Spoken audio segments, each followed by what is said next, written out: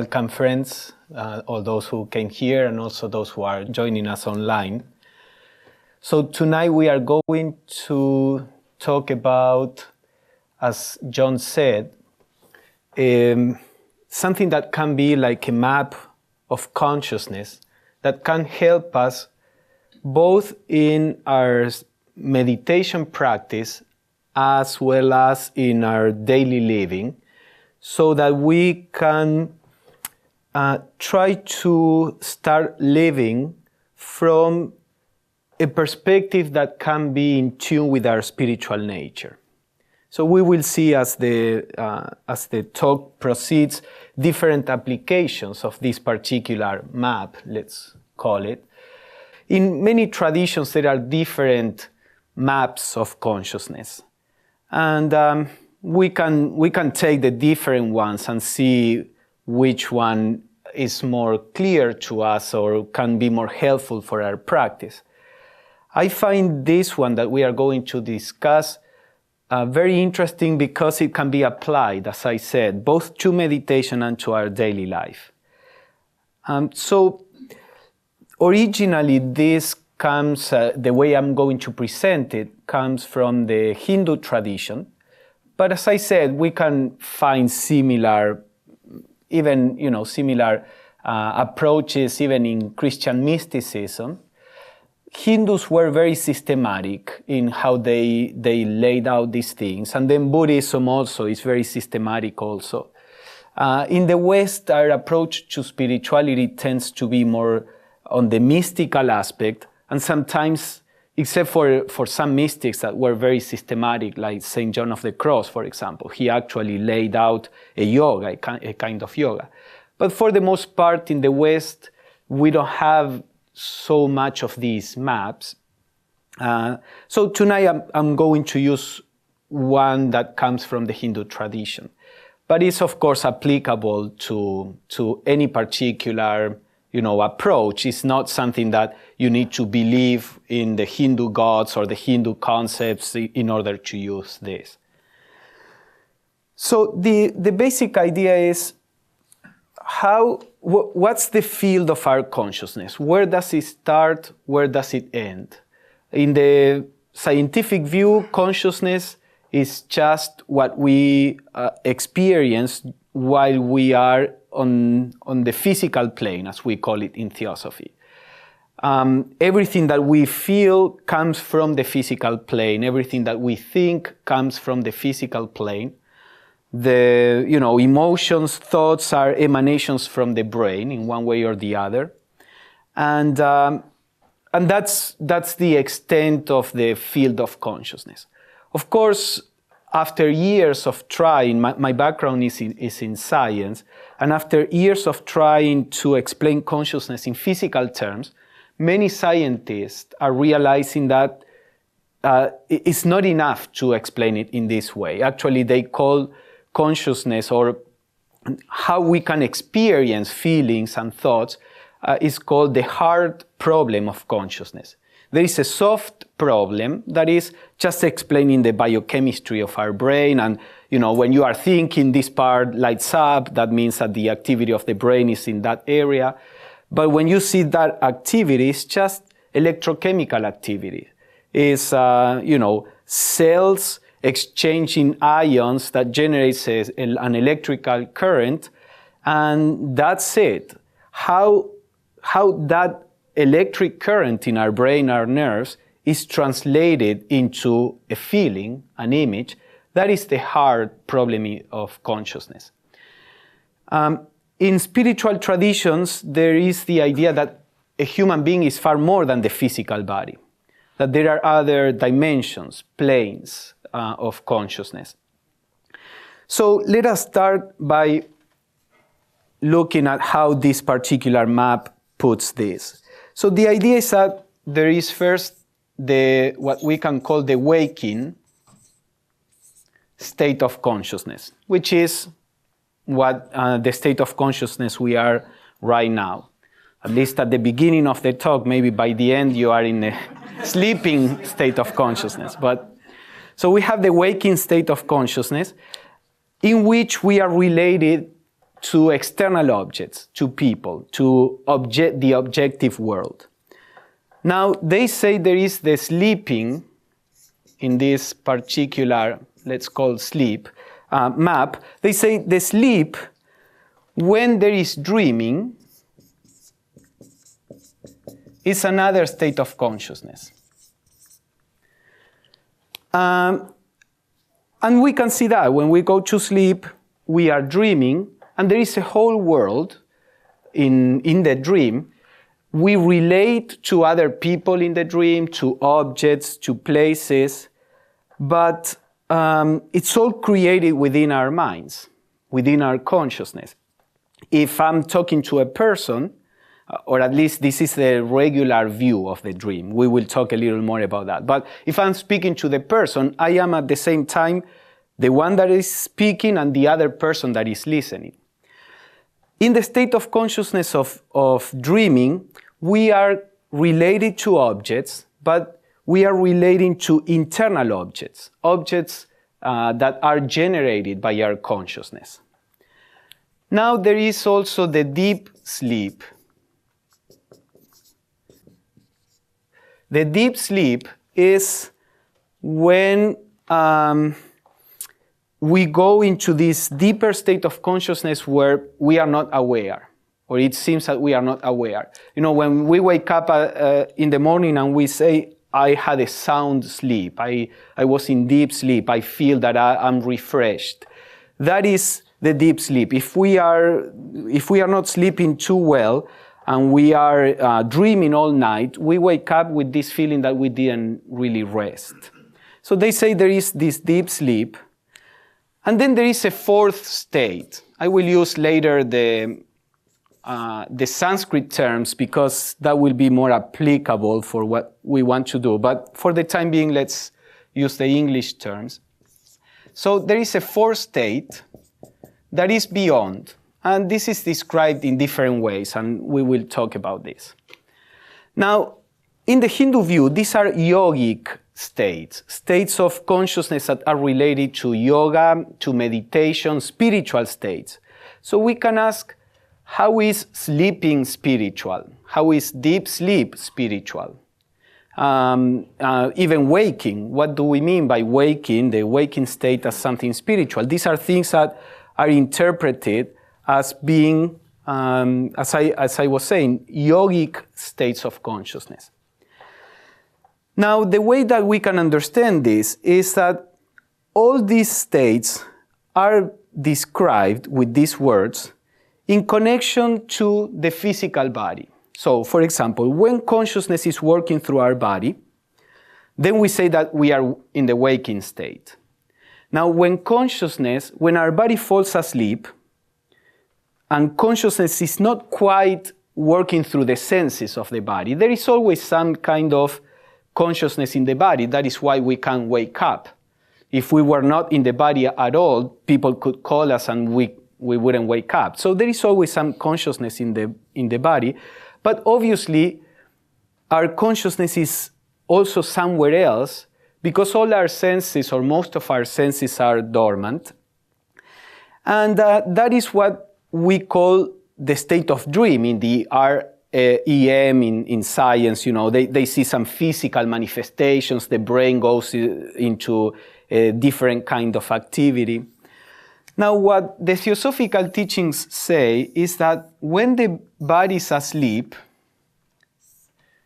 consciousness goes to a different state, a different plane, what sometimes in Theosophy we call the astral plane. The idea is that there is not only this physical plane, but there are other dimensions. These other dimensions are not physical, they are material also, but not physical. Actually, there are people who have some experiences in dreaming. Some people can visit places, and when coming back to the body, if they remember the experience and they go to the place, they say, this is a place that I knew, I saw it in a dream. Or they can meet people that they didn't know on the physical plane, and then when they meet the person, say, I remember dreaming about you, you know. And there are some experiences that can give you the hint that this is a real world. When the body is asleep, there is another world in which we are aware. Now, the problem is that this transition from the physical plane to this astral plane, in the transition we lose the memory. You know, Plato, the Greek philosopher, used to say that when the soul comes into the body, it goes through a river, and passing through that river, it loses the memory of the true nature of the soul. And this is what happens with us. When we go to sleep, according to the Theosophical teachings, we are awake on a different plane. But when we come back to the physical body, most of us forget those things. And we may remember something in the form of dreams. So what we call dreams is a very complex process. According to the Theosophical teachings, there are some dreams that are produced by the body itself. If you are having difficulties to digest, the food, then you have a nightmare. Or if something is pinching your arm, then you have a dream that somebody is, piercing your arm. There are some dreams that are just signals that come from the body that the mind is trying to interpret in this state of internal objects. When we are in a dream state, the mind is not really aware that what is being perceived is coming from outside, like from the body. And so, since the mind is absorbed by the internal objects, it interprets that and creates a scene or some, story about it. There are other dreams that are remnants of what happened during the day. Our mind needs order to be able to function. So when we go to sleep, sometimes the mind is trying to get closure about something that happened or understanding. Or sometimes situations that impact us generate like an echo. So we go to sleep and that thing keeps coming because it produced an impact in consciousness that has like a ripple effect. But there are other dreams that are remembrances of things that we do outside of the body. Now, some people can project, since to be on the physical plane, we need a physical body. To be on the astral plane, we need another kind of body that is called astral body. So some people, we can learn how to project the astral body consciously and be on the astral plane. It is interesting, it may be fun, but in the Theosophical tradition, it is also said that, going consciously into another world, each of these worlds has its, its kingdoms of life, just like we have animals, we have plants. On these planes, there are also entities that are alive. And some of them are nice entities, some of them are dangerous. Just like on the physical plane, you go to the jungle and you may encounter, dangerous animals. So on this plane also, you can encounter different entities. And there is a whole training that traditionally, in most traditions that deal with this dreaming plane, as in shamanic traditions they call it, traditionally there is a whole training and preparation so that the person can deal with the realities of this plane in the proper way. I can't go too much into that, but the idea in the Theosophical tradition is that spirituality belongs more to these two planes, to the plane of deep sleep and to the plane that is beyond. And spirituality has to do with a sense of harmony, of contentment, of joy, of love, wisdom. On this plane is like a mirror of the physical plane. We can have a lot of experiences, but all those experiences are still sensorial. We see things that we cannot see with the physical eyes.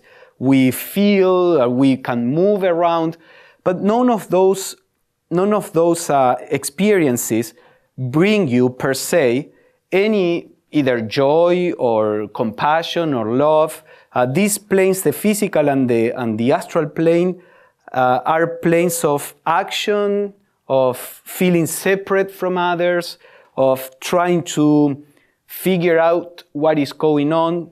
So normally in the Theosophical tradition we say, that's fine, there is nothing wrong with the astral plane, but if you are going to spend time trying to become aware on some plane, let's say, try to work with the spiritual aspect that is the one that is going to transform your life.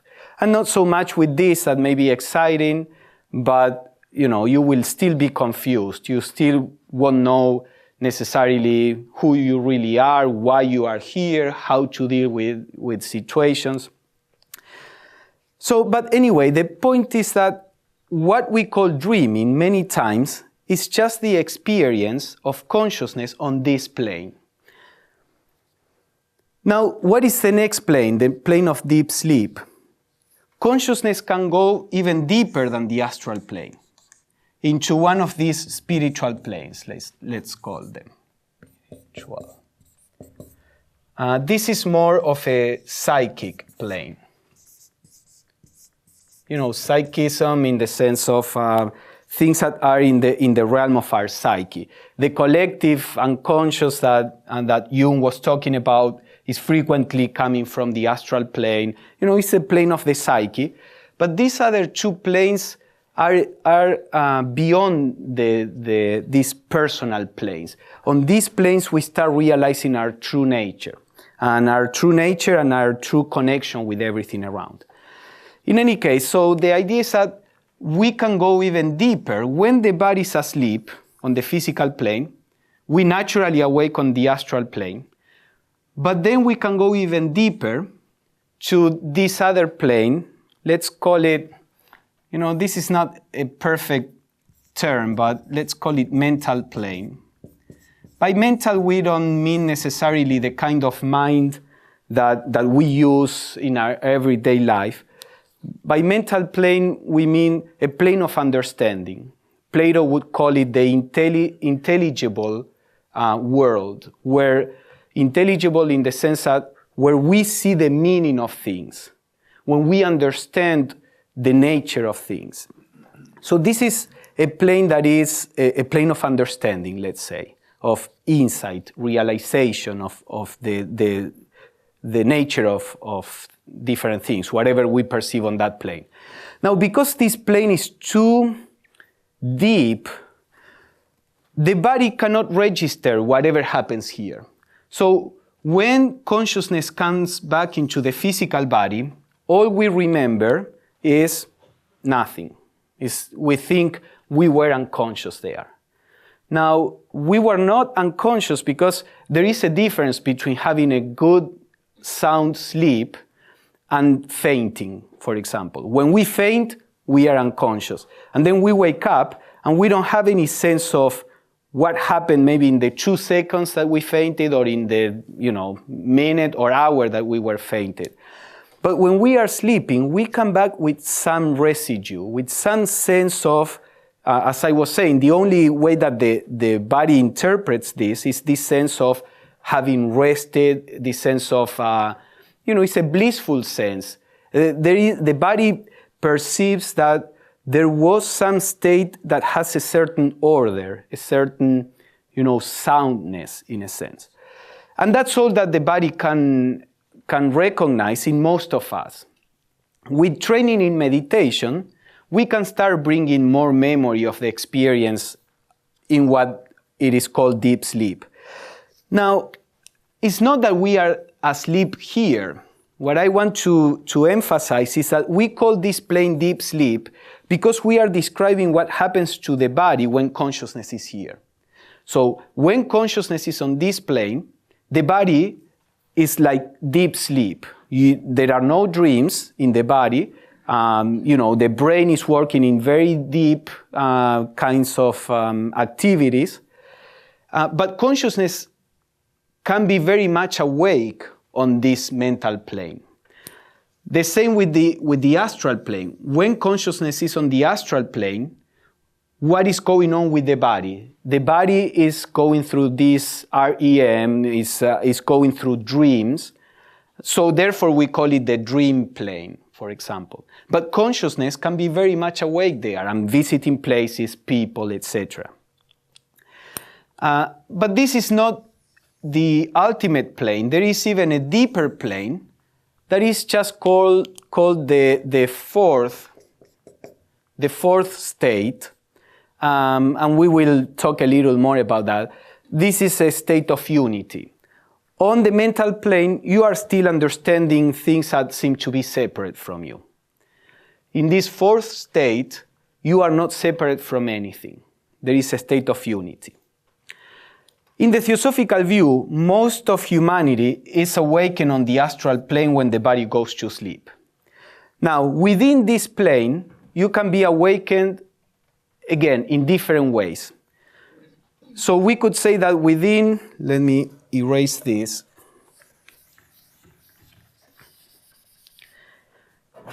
So within this plane, you can be awake, you can be dreaming,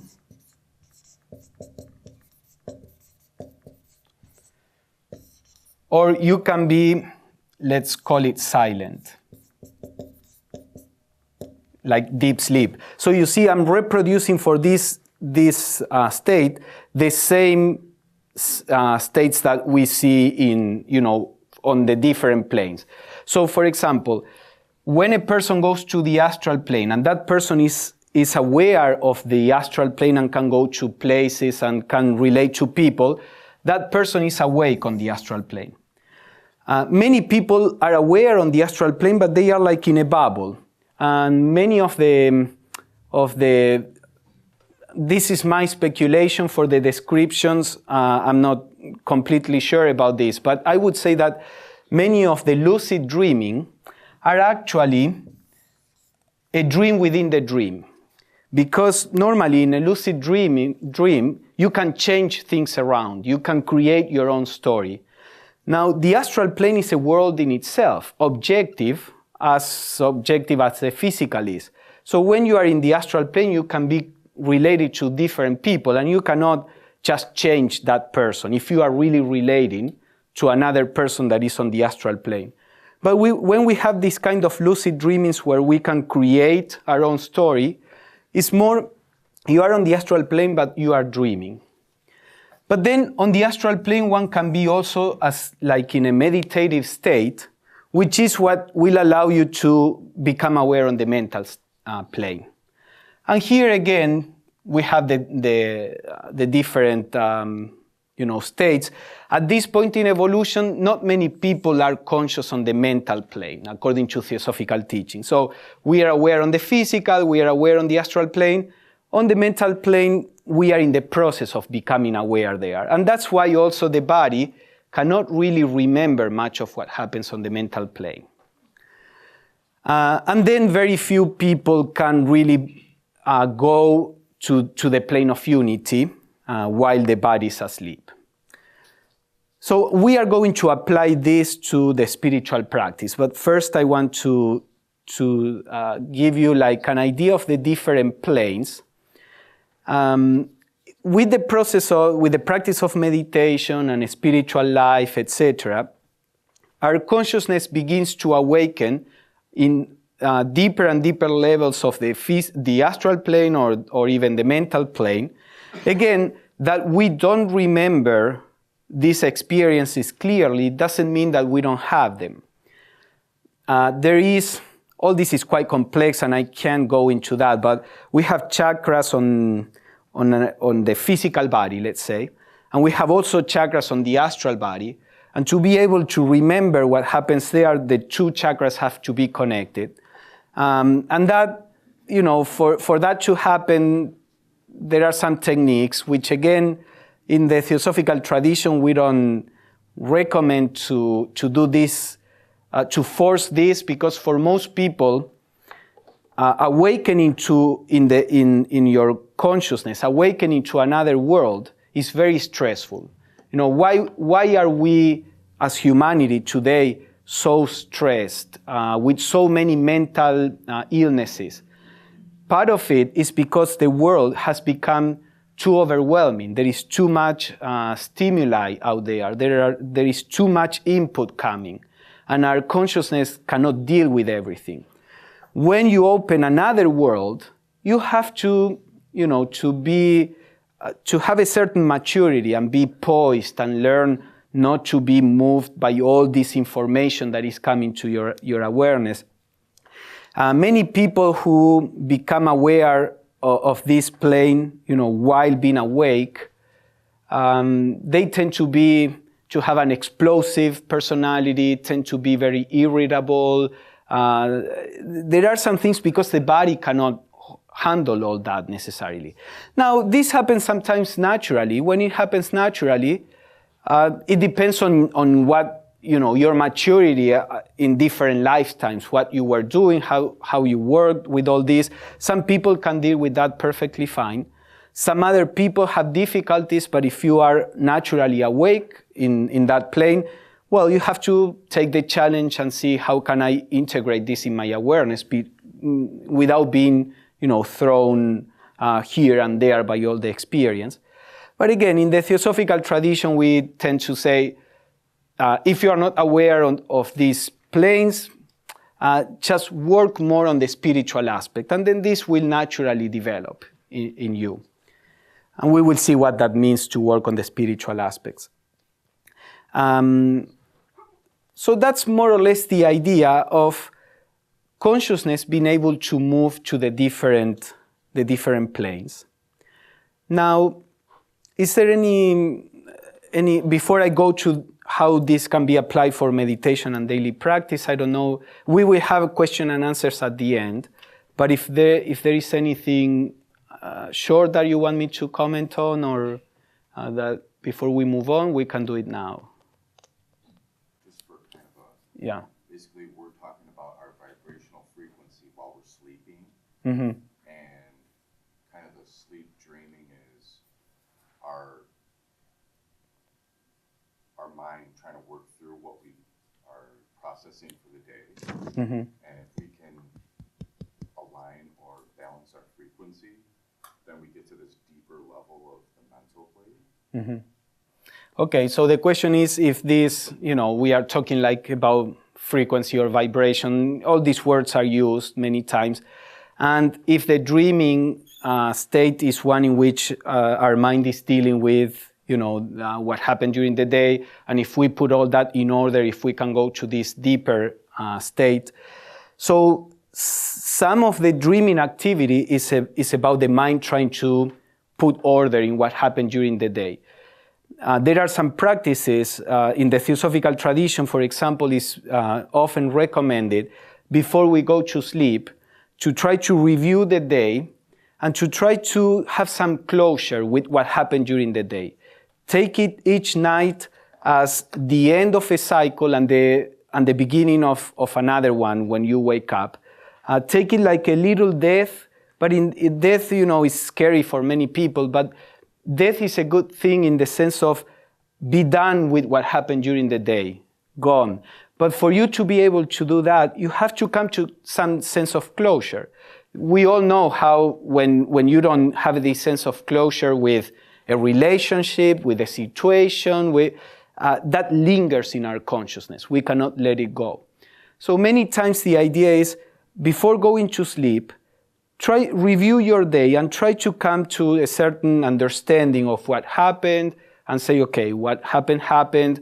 Tomorrow I'll try to do it different if it is something that is conflictive.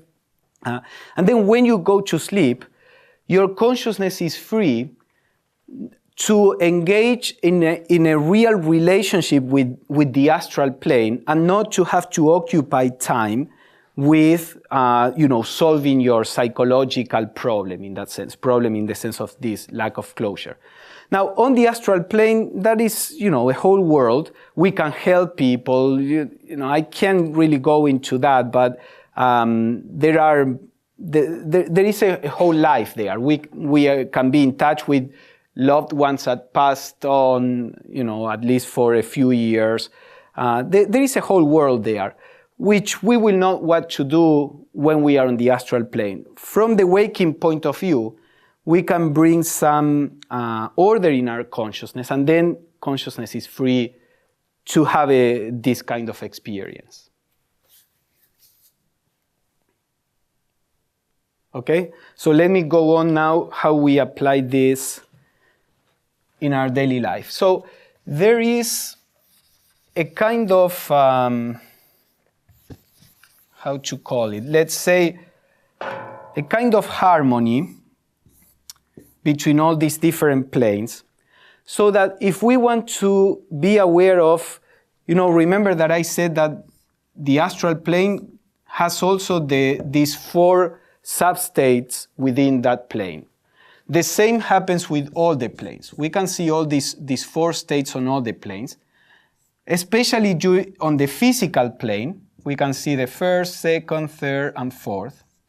And the idea is, if during our daily life, our waking life, we start trying to stimulate these higher planes during our daily life, that is training our consciousness to be aware on these spiritual planes when the body is asleep. Now, the idea is that when we are awake is when the soul is at the most, philosophically speaking, ignorant state. We are the furthest away from reality.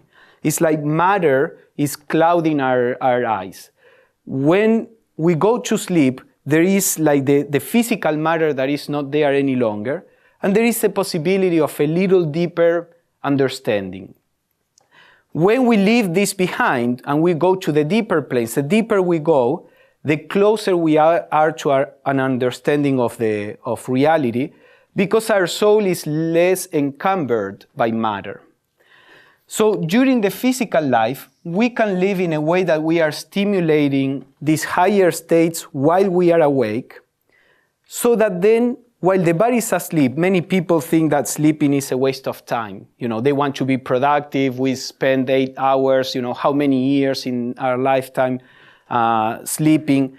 But actually, when the body is asleep, it's a great opportunity for people who are interested in spirituality to attain certain realizations that are difficult on the physical plane. And even if we don't remember those things, the maturity that we can attain remains with us. How many of us remember how we learned how to write? We probably don't remember, or we remember very little, but we know how to write. So many of the realizations here, we don't remember the experience in particular, but little by little, there is a possibility of a deeper maturity to come into our lives, unconsciously. But now we are not so afraid, or so this, or so that. And when the body is asleep, it's a great opportunity for that. Doing the lucid dreaming thing is fun, and you can play around, etc. I personally am not really interested in that, because I want to do something more meaningful on the astral plane. There is an opportunity to have a kind of experience on the astral plane that will bring into your life more wisdom, more joy, more compassion, more peace. So there are some, if during our daily life we start working on trying to be aware on those states on the physical plane, then that will happen on the inner planes too. So what does it mean to be aware on the physical plane of these states? Let us reformulate this. We said that the waking state is when we are connected to external objects. Then we said that the dreaming state is when we are connected to internal objects.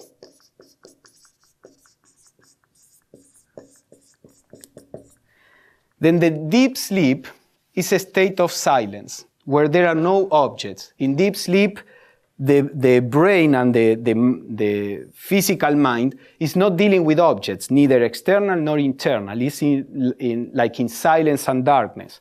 So it is a state of silence. And then we have the 4th state that I'll talk about later. This 4th state is normally described very allegorically. because it's beyond the kind of consciousness that we know. So, for example, during our daily life, we are awake, but how many times we are really aware of the external objects? You see, we go through life like half asleep.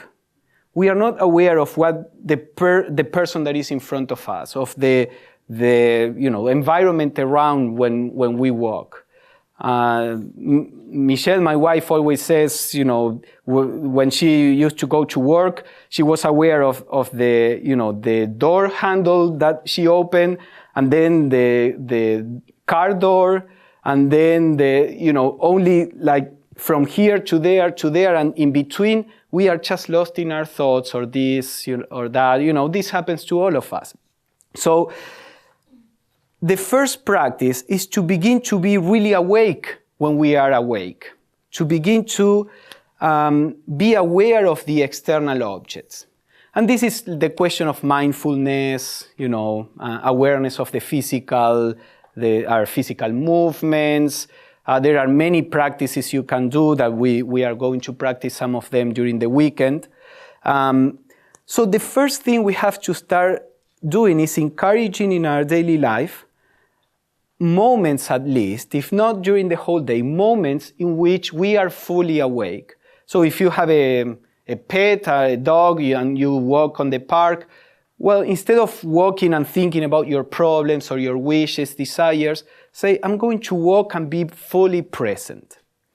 Or you can walk by yourself, or when you are doing the dishes, if you do the dishes and not a dishwasher, or when you are sweeping, whatever, you can say, this is my yogic training, sweeping, the kitchen, or whatever you do. When you start doing these things with full awareness, completely mindful, you start really being aware on the physical plane, awake when you are awake. And that is the first level of practice. Then there is a second level of practice. So let's say we are talking about this, to be, we had waking, sleep, etc. So this would be the waking. Okay, let me put the waking on the physical plane. So when you start trying to be aware of the physical plane, you are being aware of being aware on the physical plane. Then the second point, this would be related to internal objects. What does it mean?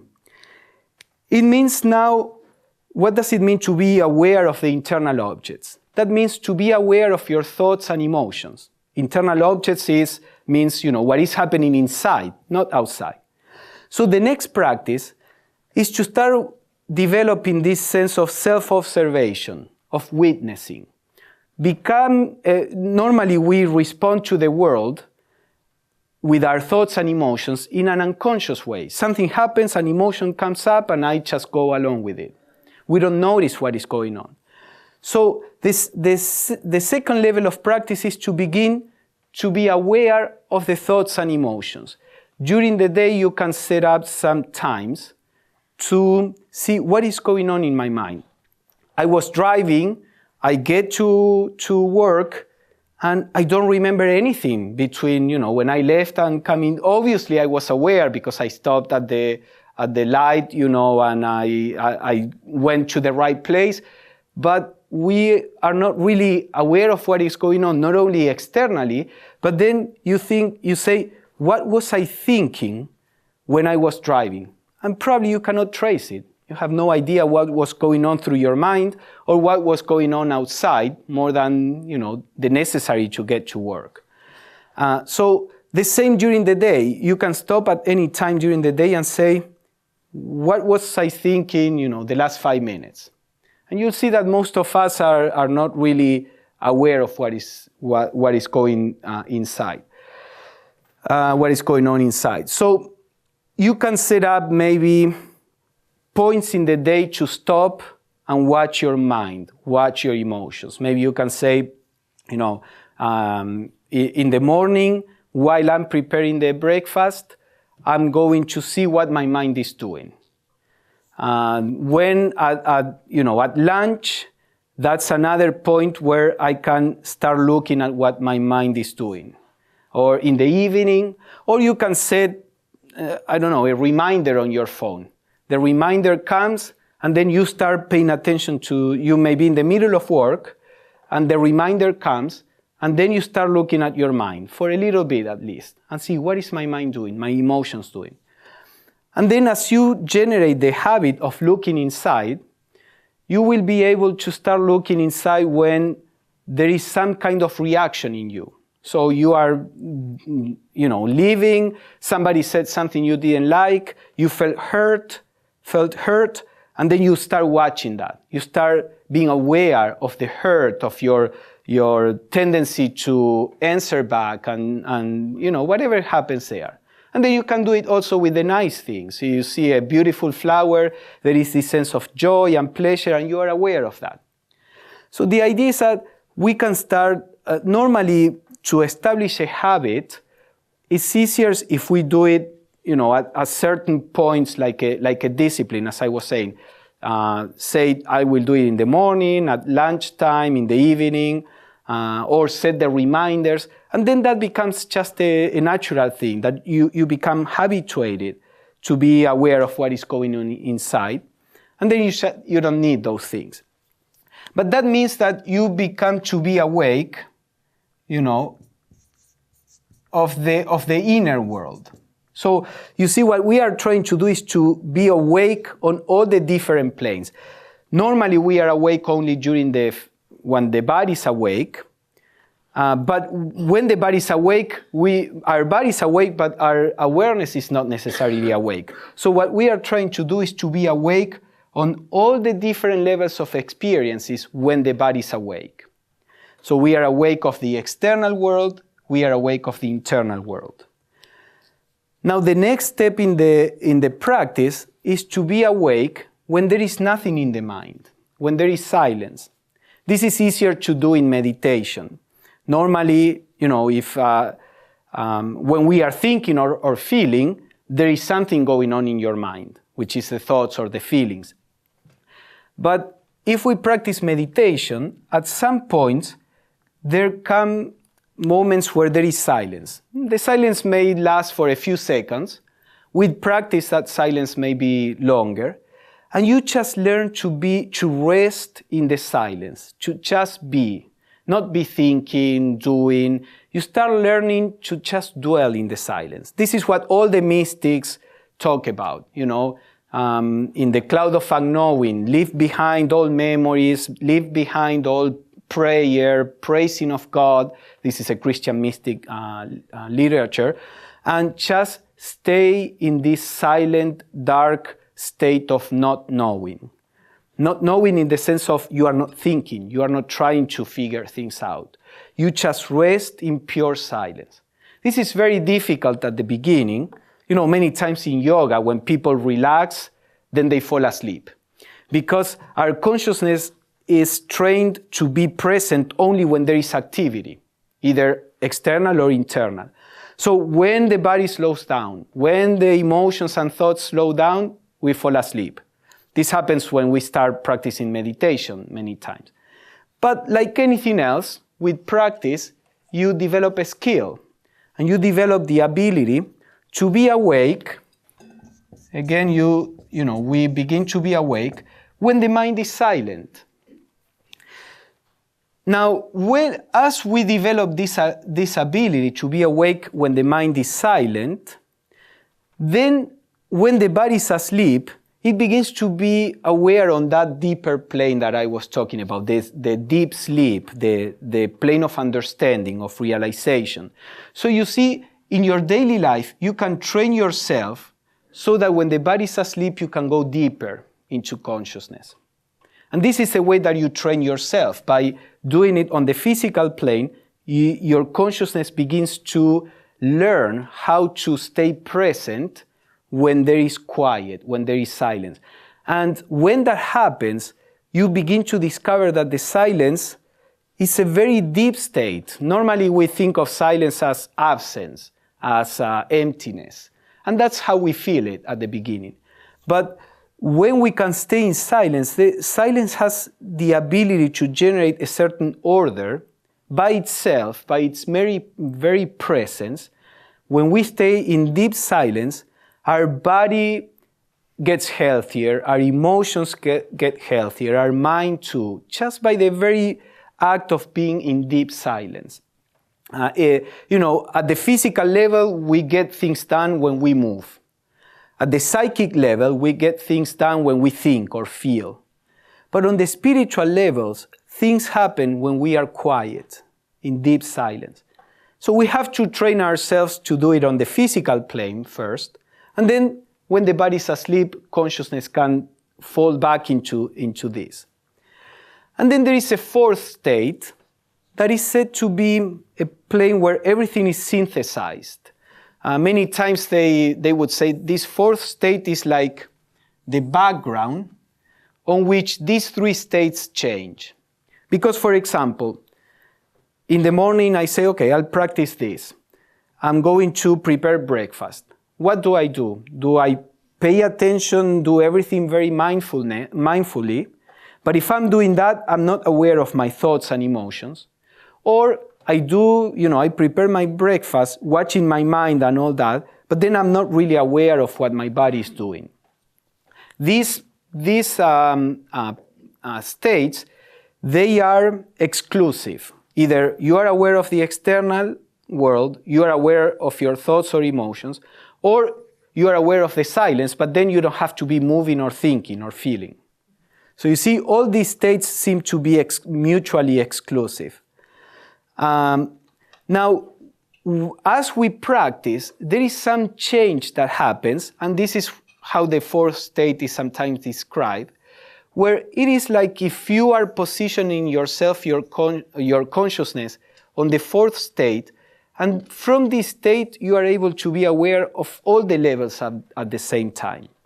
So I remember when I was trying these things, I was working in the laboratory, and I had that problem. Okay, if I pay full attention to the experiments I was doing, then I'm not aware of my thoughts. And then if I watch my thoughts, I'm not aware of this, and I didn't know how to solve that.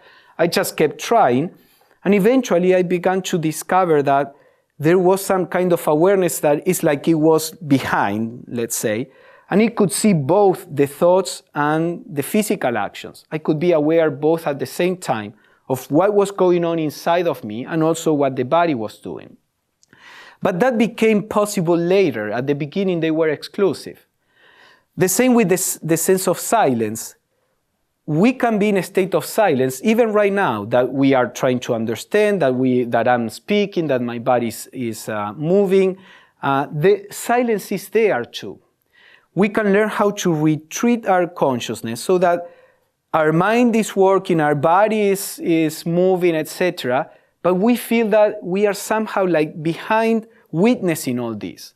And there is a place of silence in the middle of the activity. Now again, that is possible as we reach this fourth state on the physical plane. We are talking about reaching all this while the body is awake. So as we practice this, you start discovering that you can position your awareness on this state but while the body is awake. And then there is this constant awareness. Constant, again, that is a little tricky, but there is this awareness that is not clouded by motions, thoughts, or even silence. It's always there. So the same can be done in meditation. I placed emphasis on during daily life, but the same can be done in meditation. We will do that during the weekend. There are techniques of meditation where you focus on external objects. Can be, something that you are concentrating outside of yourself, physical sensations. Even the breathing is like a boundary between external and internal. But then you can start doing meditations where you are observing the inner activity of your mind, emotions. Then there are techniques of meditation where you go beyond and you just are in this state of deep silence. And that can take you to the fourth state. That many times is described as samadhi or jhana, in Hinduism and Buddhism. Sometimes ecstasies in Christianity. I don't like too much the descriptions as ecstasies or bliss, because we interpret them in connection to pleasure. And I don't know, maybe some people feel it in that way. In the little experience that I have, that is very little, there is a sense of bliss that is not related to pleasure. It's deeper than pleasure. Actually, from this sense of just being that is very deep, even pleasant sensations are disturbing, are painful in a certain sense. But that's a whole area of a whole different talk. But basically, to wrap up, and then we can go to the question and answers and comments. The practice that this map of consciousness is proposing is to advance little by little. First, work on being aware of the external world, and work on this maybe for a year or whatever you need, however much time you need. And at some point, you will feel that you have a certain skill there, that you can be aware of the physical plane, of the objects, and you will discover that skill is being transferred naturally to be aware of your thoughts and emotions. So as that happens, start paying more attention to your thoughts and emotions. And again, practice that for however long. Let all this happen naturally. The movement of consciousness can guide you itself. You don't need to force anything. When you start realizing that now you are more aware of your thoughts, emotions, etc., start paying attention to that level. And you will discover that as you get more skillful in this, your mind begins to be quiet. And your mind is in silence, on many occasions. Then you start paying attention to that. When you discover that the mind is silent, dwell in the silence. Be aware of the silence. Just rest in being silently aware.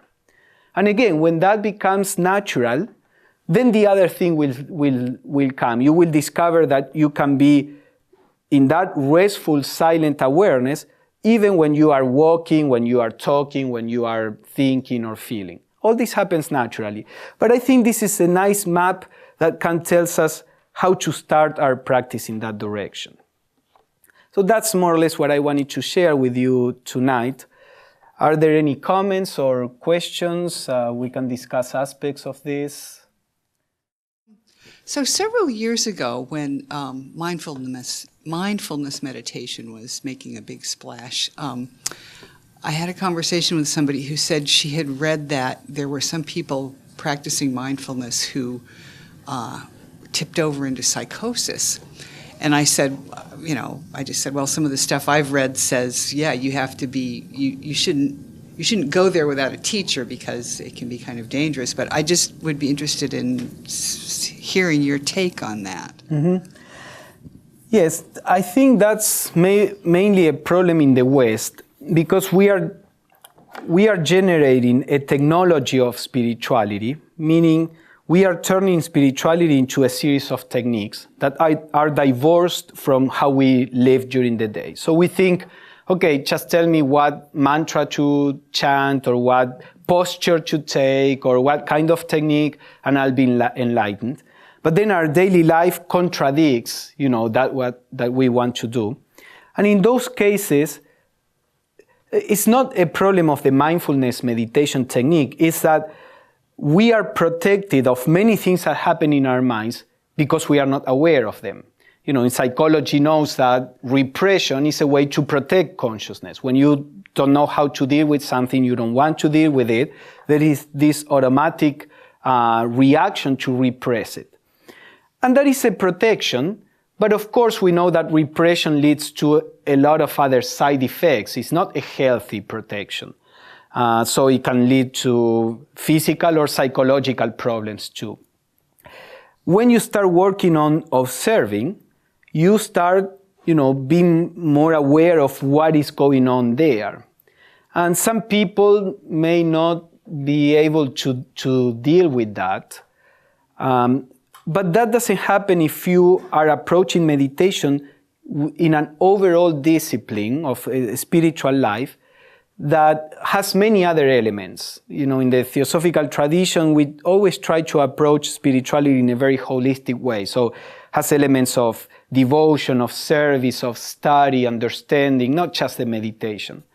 And normally when you approach it in that way, the chances that that happens are very, low. But if you are practicing and you notice that you are facing things that you can really or you don't want to deal with them, then you may choose not to do it. That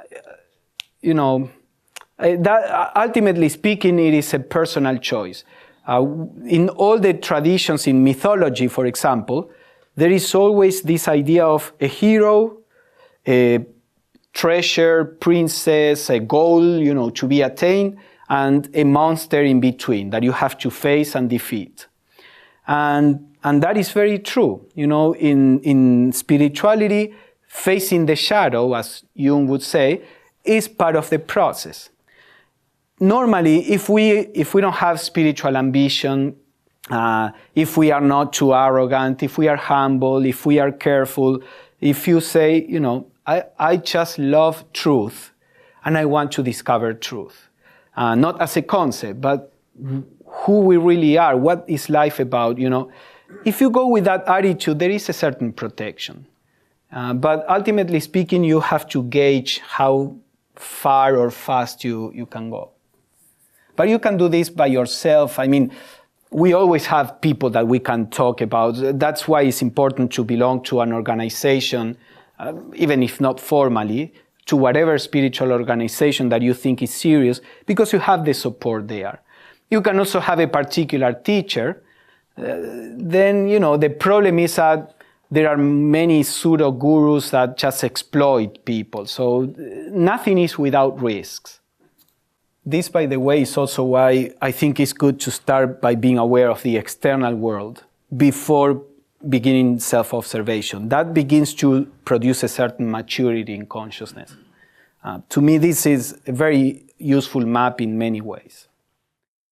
It's not clear to me how practicing on the waking state affects your ability to benefit from the other states. Mm-hmm. Yes. In the Theosophical view, there is the idea that there is a correlation of the same state on all the planes. So let's say the fourth state on all the planes are kind of connected. So you see, for example, in the process of meditation, some people, you have, let's say, the mystics. Some mystics have visions and sounds and revelations. And some other mystics never have that. They go from silence into silence into silence and deeper. Because you can go through these states either like, going step by step, or you can jump from the third stage to the third, or the fourth to the fourth.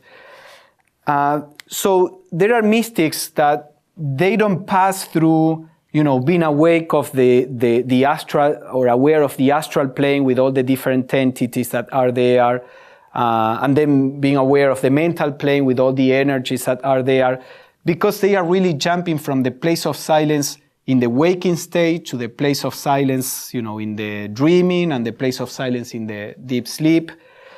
So there are these two paths. Some mystics say, the one that goes from silence to silence is shorter, is safer, goes more direct, and some other mystics have a different experience.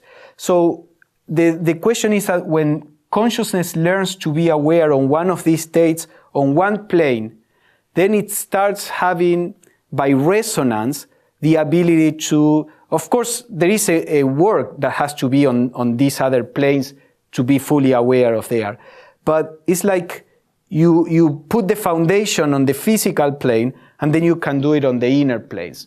We don't remember when we are asleep, but when we are on those planes, we are as much ourselves as we are here. So then, if you are interested in doing that on the physical plane, you will keep doing that on the inner planes. If on the physical plane you are interested in, entertainment and all that, well, when you are on the astral plane, you also will be having fun, and there is nothing wrong with that, but there is much more that you can do there. So we tend to do the same on the different planes. So is it optimal to become aware, if you might say, in the fourth state when you're awake more than when you're in deep sleep? No, I would say, the first step is to be aware of this state while we are awake. And then you start having access to that state on all the different planes. So, the first state is the state in which we feel the most separate from others, where things are more concrete, more solid. We feel that our physical bodies are separate. We are different people. On the astral plane, if you are, again, on the first state of the astral plane, that's where you feel the most separate from others. You feel less separate than on the physical plane, but still within the astral plane, the first state is the one in which you feel the most separate. So if you can go to the deeper states when you are awake, you will go to the deeper states also on the deeper and deeper planes. So if you are trying, for example, when I'm aware of my physical body, it's clear that my body is here, yours is there, so we are separate. When I focus on my emotions and thoughts, maybe we all feel the same right now, but my emotions are mine, your emotions are yours. There is still separation, even if we are all feeling similar things. My emotions are personal, they have my story, so the same with the thoughts. But when I am in silence, in a state of silence, is my silence different from the silence in any of you? My thoughts are different from yours. I may be thinking of my own story, but when we are in silence, is silence different? You see, in silence there are no marks that says we experience it individually, but in silence, the silent mind is the same in all of us.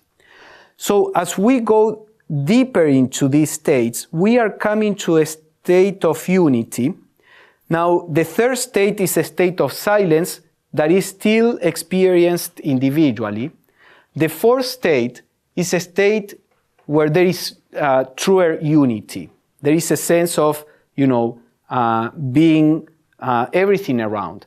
It depends on the depth of that experience, but many mystics, they say, I was actually feeling what the bird was feeling. I felt I was inside the bird, inside the tree. Consciousness can do that. But that can happen only on the deeper aspects, the deeper levels. So, experiences are not really important, in my view, in the spiritual path. Sometimes they are a trap. They feed your ego, but regardless of the experiences, if we try to practice this and go to a deeper state of consciousness in our daily life, in our meditation, then all this happens naturally. When you are on the inner planes, then you can go even deeper than you can on the physical plane. And then when you are on higher planes, then you will go deeper. Whether you remember it or not when you wake up, that's not important, because the effect will be felt on the physical plane. You will be less selfish, with a less sense of separation, or you will have some more sense of poise. Of course, I'm simplifying the process. The spiritual life brings challenges so that you mature all this. It's easy to be silent when everything is fine. Then life says, okay, good, you got that. Now try to be silent when everything is wrong, So it's not a straight, neat line, but overall the growth goes in that direction. So let's say I'm practicing in the waking state, awareness of emotions, awareness of thoughts, and meditation. Now, it translates to the higher levels. So what does it do to my ability to recall the experiences that occurred on the higher levels? Not necessarily much. There are specific techniques that you will have to do to recall those things. Now, when you open the door for everything that is there. You can't really select. So if you want to be aware on the physical plane of, your experiences on the astral plane or the forces and influences on the astral plane, you will be aware, but you will be aware of the good and the not good. Just like what happens on the physical plane. We cannot avoid encountering conflictive situations. We can encounter nice situations, but the other also exists. So when we open the door for our physical consciousness for the inner planes to come to our physical consciousness, you open the door for both. And for the most part, it brings more troubles than the benefits. I mean, if this is an ego trip for you, then sure, you feel special, different, you have all this exciting, but it will bring also more troubles. If the ego boost that you get is, you may think, well, this is a price that is worth paying, but eventually that leads nowhere. So what is recommended in the Theosophical tradition is leave that, alone. However, as we work on this, our whole waking consciousness becomes more receptive to intuitions from these planes. So it's like we begin to align our consciousness on all these planes. So without remembering necessarily experiences, the higher consciousness begins to operate through the lower consciousness. And as you practice meditation, this connection between the chakras that I mentioned sometimes begin to happen naturally. So you start remembering more your dreams or what happens when you are dreaming. That may happen. And again, it's fine as long as it happens naturally. At least this is the Theosophical approach. There are other approaches that are different. But in the Theosophical approach, as long as it happens naturally, it's fine. But don't worry too much about that. Do your best when you are on the physical plane to be fully awake on the physical plane. And then you will know what to do on the inner planes. So I have a question. As you practice and you move up into that fourth state of consciousness, you then lose your recognition of your physical body totally, and you are one with collective consciousness, or the highest consciousness.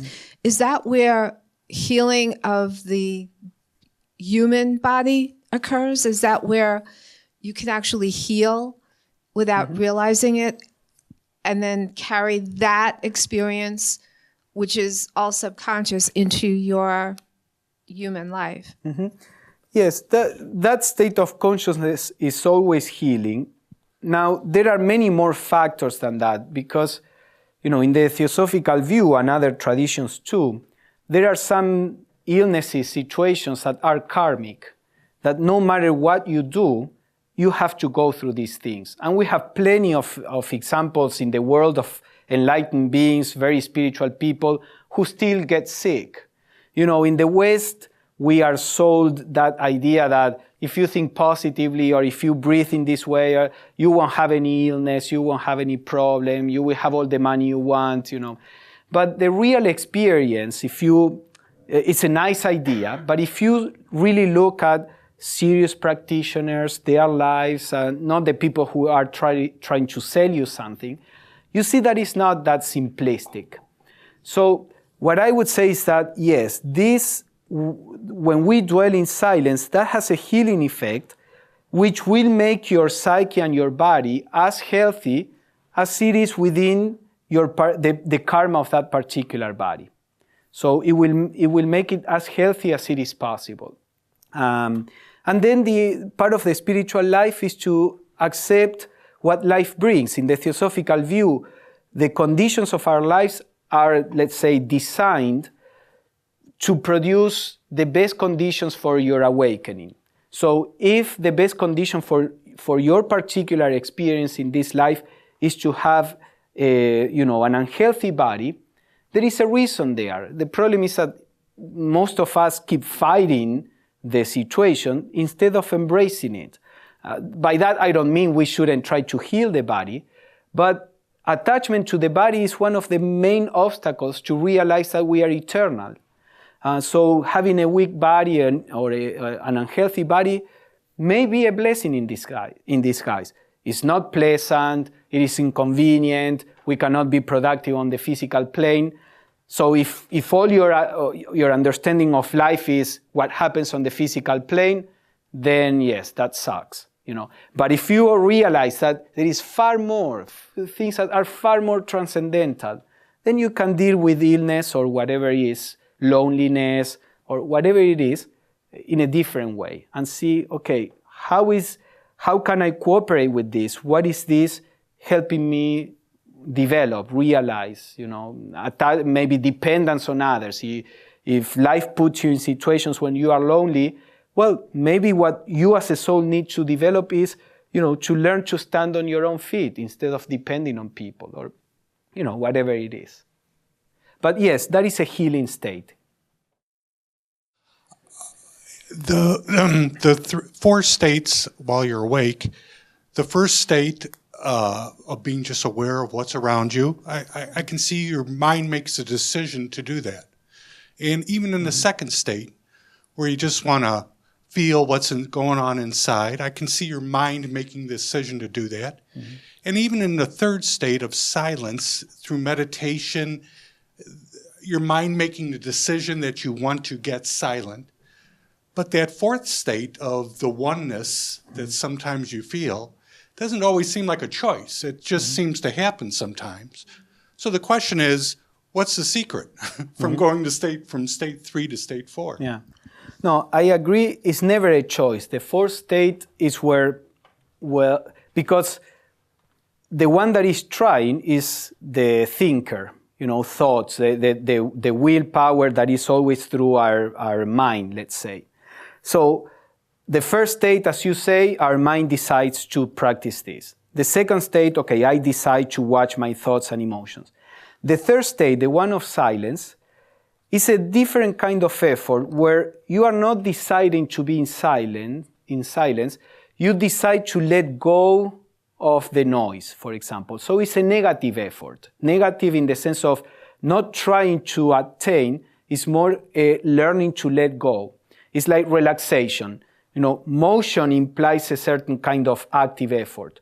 When you want to relax, what you do is to stop making an effort, to let go, to relax. It's still a decision. You decide to relax, stopping the effort to do, and let yourself rest in just being. As you say, there is some level of intention there. Now, the fourth state is beyond any intention. That's why when I described it, I said that the fourth state comes naturally as the third state becomes stable, spontaneous. What I see in my practice is that there is always this interplay of effort and non-effort. To get to a certain stage of the work, I have to make effort. At the beginning, I had to really make an effort to be aware of the external world. I would wake up in the morning and say, today I'm going to be aware. And I was brushing my teeth and I was already forgot, any intention of being aware. When a state becomes spontaneous, the next one opens the door. It's like you start discovering, wow, now that I practice to be aware of the external world, I realize that I'm beginning to be aware of my internal world. So it's like natural. The higher stage opens the door when the lower stage becomes stable. So the same happens with the fourth.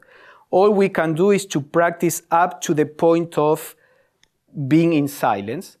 And when that becomes stable, then the other door opens by itself. In the cloud of unknowing that I mentioned, this mystic, Christian mystic says,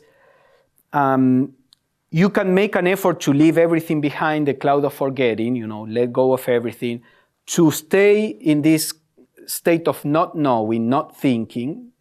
And that's how far you can make an effort. But then when you are in that state, you still realize that you are different from God.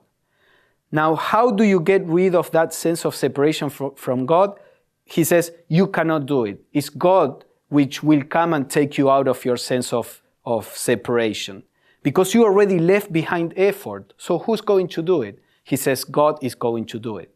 In the Theosophical interpretation, the idea is that the higher consciousness, as we set the lower consciousness, we prepare the lower consciousness, then the higher consciousness is the one that comes when we invite it.